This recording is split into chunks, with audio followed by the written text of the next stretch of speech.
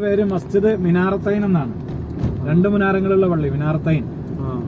റസൂലുള്ളാഹി സ്വല്ലല്ലാഹു അലൈഹി വസല്ലം തങ്ങളുടെ കാലത്ത് ഇവിടെ പള്ളി നിൽക്കുന്ന സ്ഥലത്ത് ചെറിയ രണ്ട് മലകളായിരുന്നു. ഇവിടെ ഈ മലകൾക്കിടയിൽ ഒരു ആട് ചത്ത് കിടക്കാണ്. റസൂലുള്ളാഹി അലൈഹി വസല്ലം തങ്ങളും സ്വഹാബത്ത് ഇതുവഴി ഇങ്ങനെ പോകുമ്പോ മലകൾക്കിടയിൽ ആട് ചത്ത് കിടക്കുന്നതാണ് കാണുന്നത്. അപ്പൊ റസൂലുള്ളാഹി സ്വല്ലല്ലാഹു അലൈഹി വസല്ലം തങ്ങൾ ചത്ത് കിടക്കുന്ന ആടിനെ ചൂണ്ടിയിട്ട് സ്വഹാബത്തിനോട് ചോദിച്ചു, ആരാണ് ഈ ആട്ടിനെ വില കൊടുത്ത് വാങ്ങുക? ചത്താട്ടിന് ഇപ്പൊ ആരും വില കൊടുത്ത് വാങ്ങൂലോ. അപ്പൊ സ്വഹാബത്ത് തിരിച്ചു ചോദിച്ചു, നബിയെ ചത്താട്ടിന് ആരെങ്കിലൊക്കെ വില കൊടുത്ത് വാങ്ങുമോ നബിയൻ?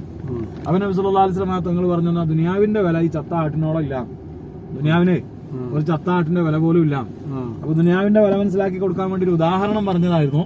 പിന്നീട് ഇവിടെ ഒരു പള്ളി ഉണ്ടാക്കിയപ്പോ രണ്ട് മുനാരങ്ങൾ കൊടുത്തു. അഞ്ചാം ഖലീഫ ഉമർ ബിൻ അബ്ദുൽ അസീസ് റളിയല്ലാഹു അൻഹുവിന്റെ ഭരണകാലത്ത് അങ്ങനെ ആദ്യമായി രണ്ട് മുനാരങ്ങൾ നിർമ്മിച്ചത് ഈ ഒരു പള്ളിക്കായിരുന്നു. കണ്ടാ, പഴയ മോഡൽ രണ്ട് മുനാരങ്ങൾ ഉണ്ടല്ലേ, അങ്ങനെയാണ് പള്ളിക്ക് മസ്ജിദ് മിനാറത്തൈൻ, രണ്ട് മുനാരങ്ങളുള്ള പള്ളി എന്ന് പേര് വന്നത് കേട്ടോ. ഈ പള്ളി ഫഹദ് രാജാവിന്റെ കാലത്ത് പൊളിച്ച് പുനർനിർമ്മാണം നടത്തിയാണ്. ഇവിടെ പഴയ പള്ളി ഉണ്ടായിരുന്നു.